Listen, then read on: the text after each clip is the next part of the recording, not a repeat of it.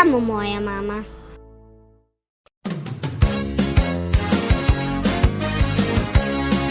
Jelena Ranđelović-Stanojević je član radne grupe za podršku dojenju pri udruženju Infocentar i administrator Facebook stranice Nišlijke koje podržavaju dojenje, ali je pre svega Jovanova i Ognjenova mama. Jovane, koliko imaš godina? 5. Jel ideš u vrtić? Da. U koji vrtić ideš? Vrtić Palčić. I još nisi predškolac, je li tako? Ne. Sledeću godinu predškolsku? Da. Jel jedva čekaš? Da. A reci mi, šta radite sad u vrtiću? Pa učimo recitaciju. I šta još? Gledamo crtane i igramo se. Jel ti lepo tamo? Da. Dobro. A reci mi, evo, mi smo... I pesmice učimo. I pesmice. Verovatno imaš neku omiljenu pesmicu. Hoćeš posle da nam recituješ ili pevaš, sve jedno. Može. Dobro. Mi smo sada došli ovako kod tebe da upoznamo i tvog brata, i tebe, i tvoju mamu. Malo bolje. I tako je Samo što tata nije tu jer je na poslu, ali tako? Dobro. Upoznaćemo ga drugi put.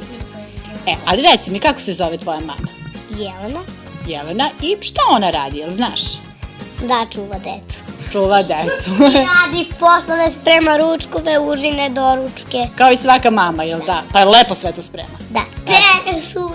Pa kao i svaka mama. Bravo. Spava naravno noću. Doj brata. Šta radim? Dojim brata. Mi smo Jelenu, tvoju mamu, stvari upoznali u nekoj od emisija na Niškoj televiziji kada smo baš pričali o dojenju. Svakako i u ovoj emisiji pažnju ćemo posvetiti tome, ali ono što smo sada imali priliku da vidimo, to jeste jedan uobičajen dan u vašem domu, je li tako? Pun ljubavi, pun igre i svaki trenutak, kao što smo i videli, jeste bio posvećen deci. Tako je, svakako. Svo slobodno vreme, trenutno ga još uvek ima malo više jer sam još uvek na porodiljskom odsustvu, uskoro krećem da radim. Svaki slobodan trenutak se naravno iskorišćava na taj način. Igra sa decom, učim ih onome što mogu da ih učim u suštini kod kuće i što je njima interesantno, mada najčešće slušam njih. Ono šta je njima najdraže u datom trenutku da rade, to i radimo. Bilo da je igra ili odmor jednostavno ili neki edukativni sadržaj. U svakom slučaju, najlepše nam je kad smo kod kuće i kad se družimo tako, na slobodnu temu. Da i kad se svi na okupu, je li tako? Reci mi, evo sad smo videli šta ti inače radiš kad si kod kuće i kad si sa bratom, sa mamom. Šta se sve igrate, a hajde kaži. Pa. Što najviše voliš da se igrate? Pa. Šta se najčešće igraš? Koja je ti omiljena igračka? Ajde da krenemo od Ti. Pa Rađa, dobro. I šta se još ovako igraš? Šta voliš? Autić. Slagalice. Da se igramo automobilima, kamionima, kockama. A reci mi, najčešće se verovatno igraš sa mamom, a i sa mapom naravno, a se igraš i sa bratom? Pa da. On je dosta mlađi od tebe, ali te sluša on? Ne znam koju igru se najviše igram sa batalogom. A i on te sluša? Možda se igram zvečkice. Šta zvečkice? Batalog. Jel voliš kad ga čuvaš? Volim. Tako, najviše voliš brata, jel tako? A jel te on sluša, pošto je on mlađi, a ti si stariji? Ponekad malo ne sluša, ponekad je mnogo dobar. Ali i zanimljiv. Zanimljivo? Po čemu je to zanimljivo? Golica nekad. Nekad golica, on je toliko još mali i ti ga učiš svemu, jel tako? I kako da se igrate i kako da priča. Ponekad napada ovako, da. Svud. Koliko je razlike između njih dvojice? Između njih dvojice, pa Moja tačno razlika 4 godine. Da, tačno 4 godine, obojica su rođeni jula meseca. Jovan je rođen početkom jula, Ognjen krajem jula, tako da je tačno 4 godine. Razlike, spontano je tako ispalo, ali stvarno sam primetila da je razlika dovoljna, da Jovan ne bude zapostavljen, a da opet Se i Ognjenu pruži sa potrebom. da skapira u suštini draži mlađeg brata, odnosno sestre. Htjeli smo seku, ali dobro. I sa jednim malim detetom, pa su, to je lepo čuti, i sa jednim malim detetom pa su obaveze u kući velike, a pogotovo kada su dva, možemo slobodno da kažemo, mala deteta u kući, još posao, još angažovanja na raznim poljima, to svakako treba uskladiti na najbolji mogući način. Usklađujem tako što iskreno stvarno imam pomoć sa strane. Moji roditelji i svekar svekrva, ko kad može da uskoči, svakako uskaču, ali navikne se bukvalno čovek. U početku bude možda malo problema dok se čovek uhoda, dok se navikne kako šta treba da se radi, ali posle toga baš ne predstavlja poteškoću. Jovan inače ide u vrtić, ovo je bukvalno izuzetak da je kod kuće, tako da je on prepodne odsutan, ja sam tu sa Ognjenom, vrlo lepo se nas dvoje snađemo, onda se popodne družimo svi zajedno i uživamo. Koliko je u stvari vezan za brata, evo pokazuje sad i ova činjenica da je otišao brže, bolje da vidi da se uspavao, da li spava, šta radi i tako. Da. Lepa je razlika između njih napravljena još kad sam ostala trudna, dok se još po stomaku nije videlo da sam trudna, mi smo mu pričali o tome da će on dobiti brata ili sestru. I on je prilično bio uzbuđen od samog starta. Sećam se da smetalo mi je kad legnem na stranu, boleo me stomak, on mi je bio pozajmio svoje jastuče. I rekao mi je, mama, ti ovo možeš da staviš ispod stomaka, da te ne boli, a bata kad se rodi ja ću da mu kažem kako sam mu pozajmio jastuče još dok se nije bio rodio. Tako da je bio je svestan toga da će imati mlađeg brata i radovao se tome. Ja se sećam njihovog prvog susreta u porodilištu, plakala sam ko kiša.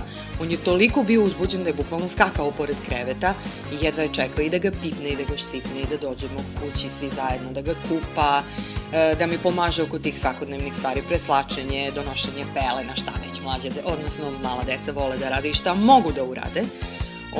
I sad baš kad je Ognjen malo porasao i može već da se uključuje u neku igru, hoće i on ga lepo uključuje u igru i zaista vole da se igraju zajedno. I to je lepo zaista, jer obično kad su i starija deca toliko mala, ipak tu neka doza ljubomore postoji, ali ovo je zaista. Svakako, pogotovo kad primeti recimo da, evo ga, vratio se, pogotovo kad primeti da je recimo prošlo izvesno vreme, a da se on i ja nismo igrali sami. I volim najviše da se igram futbolu. Dobro, to ćemo posle da vidimo.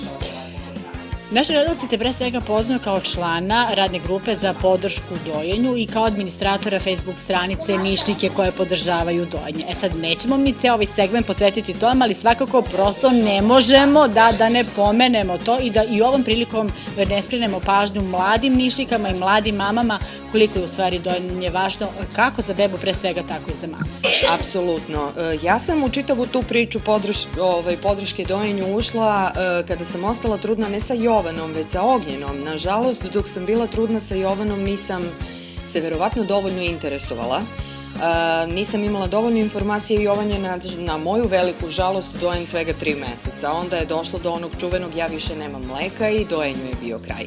Kada sam ostala trudna sa Ognjenom, na preporuku moje drage kume Jelene, koja je dojila svoju ćerkicu, Anđelu, sam posetila grupu Moja podrška dojenju na Facebooku koju vodi vršnjačka savjetnica za dojenje, gospođa Tereza Miljković, koja je inače mama 3 dece i sama je majka 3 dece, 3 dojene dece. Žena poslednjih 15 godina se bavi upravo vršnjačkim savjetovanjem, promocijom dojenja, pomaže mamama, ali bukvalno 24 sata, u prevazilaženju tih početnih problema, kako uspostaviti pravilnu laktaciju, zašto je dojenje zapravo bitno, kako to sve uraditi na pravi način i ukoliko se pojavi problem, ona im pomaže, daje im prave savete. Ja sam se uključila u to prvo da bih mogla da dojim svoje mlađe dete, međutim onda sam videla koliko zapravo žene ne znaju šta je sve potrebno za kvalitetno dojenje. Zato sam se i uključila u sam rad grupe preko Niške grupe Nišlike koje podržavaju dojenje i u tome nisam sama. Takođe, osim mene, administrator grupe i Milica Bugarin koja takođe ima svoje 3 dece, svo 3 dojeno, to moram da naglasim, ona je tu vrlo izričita. Nas dve smo podjednako zaslužne za kvalitetan rad grupe koliko i sve ostale mame u grupi. Mi jednomesečno imamo okupljanja, pustim poruču. Kad god imamo priliku i pričamo. Tako je, Pile. Imamo okupljanja gde bukvalno podižemo svest, želimo na javnom mestu da dojimo svoju decu, ne bi li mladim ženama skrenule pažnju na taj način, koliko je dojenje zapravo bitno. Nemoj. Koliko je dojenje zapravo bitno, zašto treba dojiti decu, koliko je to dobro za bebe, koliko je za mame dobro, koliko je dobro za kućni budžet, koliko apsolutno za sve. I praktično na kraju krajeva. A neko ko se toliko zalaže za to kao ti, naravno da sve to u stvari upotpunjuje i svojim ličnim primjerom. Apsolutno, da. Ognjen evo ima 15 punih meseci i malo preko. Još uvek sisa, do godinu dana je sisao na zahtev, znači kad god bi njemu palo na pamet. Sada već imamo, da tako kažem, neki ritam ustaljen, imamo jutarnji, večernji podoj, jedan u toku dana. Taj jedan u toku dana je naša prilika za maženje zapravo.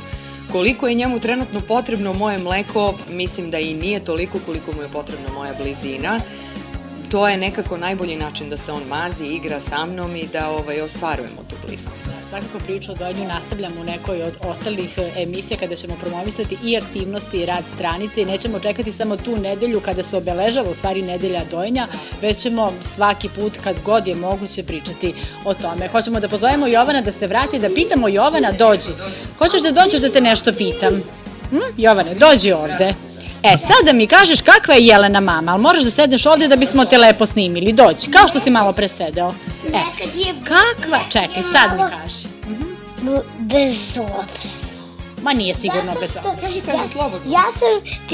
Ja sam hteo da se igram kockama, rekao sam ti da ću da se igram kockama, kad smo se savali, kad sam vraćao igračke, ti si mi rekli kocke. I kocke da vratiš, pa zato što su mi smetali, nisam mogla da prođem kroz sobu, samo za... Dobro, sad ću da se... Ali ovako... Dobro, a reci mi, je li mama stroga, kao mama, je li uvek sve dozvoli ili kako, šta? Uvek sve dozvoli, kad joj potražim novu igračku kupu. Znači nije stroga, izvini ti. Znači nije stroga mama. I kad joj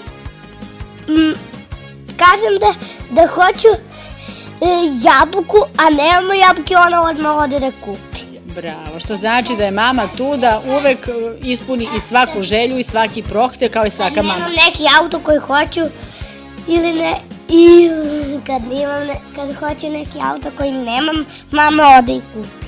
Bravo, ali uvek tu negde mora, čini mi se da se zna i neka granica. Jeste mama tu da usliši svaki zahtev, ali ipak ne treba ni preterivati, je li tako? Ne treba preterivati baš zbog toga da deluje prilično aktivno i na sve strane, što kažu, raštrkan. Jednostavno takvo je, živahno je dete, ali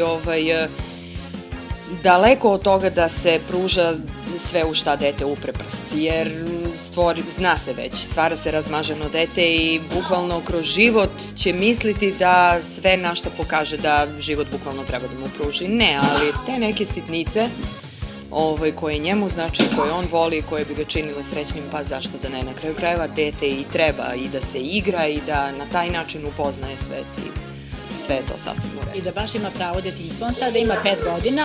Čini mi se da važi kao neko nepisano pravilo da u stvari u prvih par godina života deteta se dete vaspitava, uči onome što je dobro, što nije dobro, tako da ja verujem da je on već dosta toga usvojio. Svakako treba da se posvećuje pažnje vaspitanju, baš malo pre smo pričali apropo pravilnog govora i toga koliko zapravo deca danas pogotovo iz osnovne škole, izlaze po mom mišljenju dovoljno pismena tek da se potpišu i da se predstave ko su i šta su.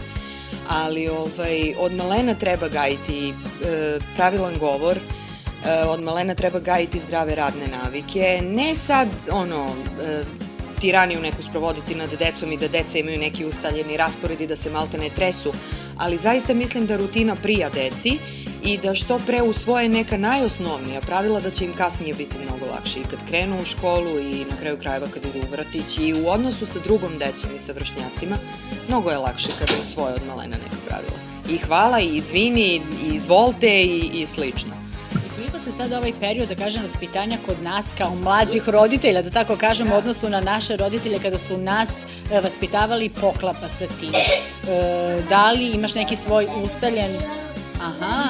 Da li imaš neki svoj ustaljen put kad je vaspitanje u pitanju ili ipak često, na primjer, uzmeš i neki savjet od mame, evo i sada je mama tu, pomaže oko Ogija, pretpostavljam te tako. U tom smislu za sebe mogu slobodno da kažem da sam staromodna mama.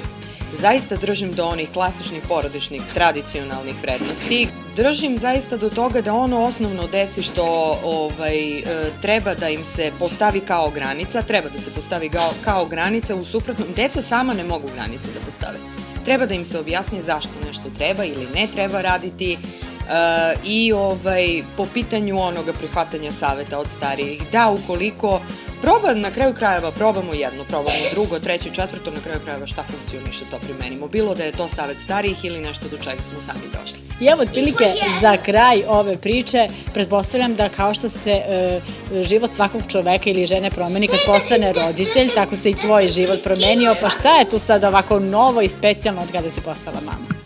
Promeni se život, ali se promene i interesovanja kad čovek postane roditelj. Ono što nam je bilo interesantno kad smo bili mlađi, više nam nije interesantno. Izlasci, ostajanje do kasno napolju, sada mi je užitak da u 11 sati legnem u krevet, da ugasim televizor i da zaspim, što ranije nisam mogla ni da zamislim. Ali mi prija tako, zaista mi prija tako i mislim da bi mi stvarno bilo izuzetno monotono da u ovim godinama nemam njih. I da nemam supruga i da nemam bukvalno svoju porodicu i svoju zanimaciju, jer čemu onda, mislim, šta radim?